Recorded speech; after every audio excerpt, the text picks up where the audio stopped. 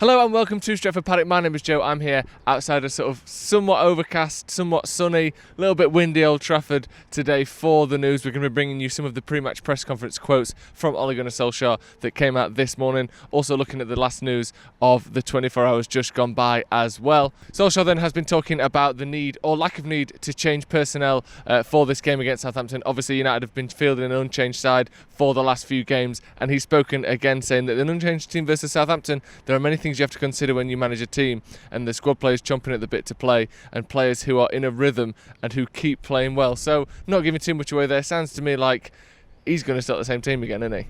Keep playing well, chomping at the bit, all the things you want to hear. The squad players want to play, but the players who are playing well. I think the game against Villa was probably the worst start to a game we've made in this little run after the break. Obviously maybe against Spurs we weren't so good either, but the difficulty of the competition was much higher in that game, or a little bit higher at least, and I think against Spurs there were some signs in that first half of maybe a bit of fatigue, maybe a bit of sort of oversimplification and trying things that weren't quite coming off, and Aston Villa were getting into the game a little bit, so maybe we'll see a change in personnel for that game against Southampton. Solskjaer talking about a plan for the end of the season. He said there are quite a lot of planning going on at Man United for different scenarios on the impact of the Champions League qualification. This is according to Simon Peach. Solskjaer said, "I don't think the club would either panic or suddenly go crazy with plans that we've already talked about for the years to come." He mentioned as well more short-term things such as training, such as return dates, such as the effect that having Champions League qualification would play on this squad in the short term.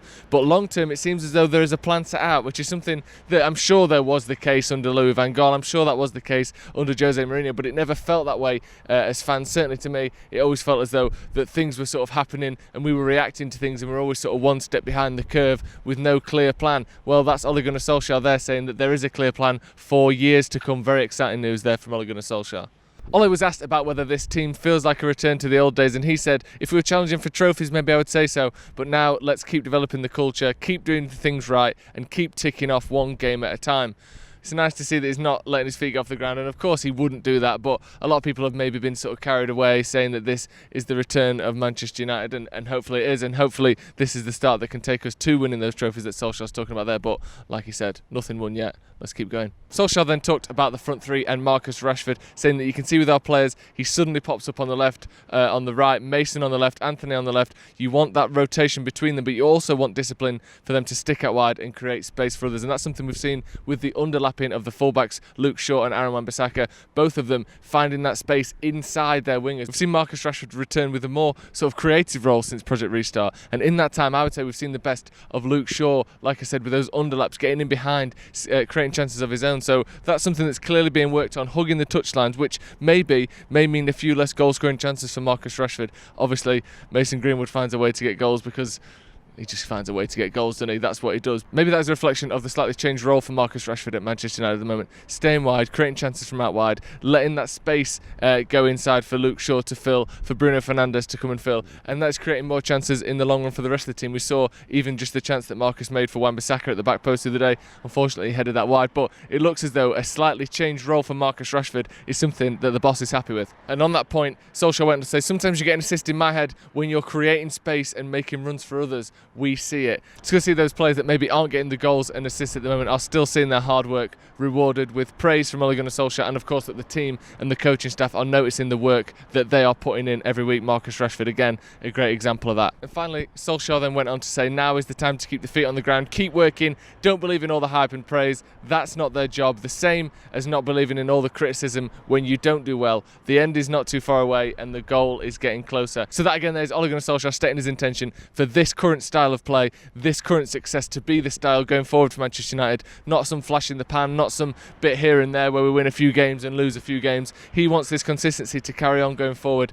and to be the start of something hopefully very special at Manchester United. Next up then, you may have seen yesterday that Bruno Fernandes has won both player and goal of the month for, well, June, April, May and March. I reckon he gets all four. I think that's 4 Player of the Month awards he's just won in one there, and I'm certainly give it to him. So congratulations on him for I think now 5 in a row he's won since joining Manchester United, because no one else won it in the interim time and no one took his belt off him. No one took his Player of the Month from February off him. So I think He's won it. He's kept it through the interim, and now that's 5 months in a row. Bruno Fernandes has been the best player in the Premier League. It's as simple as that, really. He's the first player to win both goal and player of the month concurrently, although there is a little caveat that goal of the month only started in 2017, so, you know, it's not been that many options to choose from, but it's still a little surprising. You may have thought some other players may have won both at the same time, but they haven't. Bruno Fernandes then, of course, the goal of the month that he scored was presumably a penalty, wasn't it? Because all he does is dive and get hundreds of penalties a day.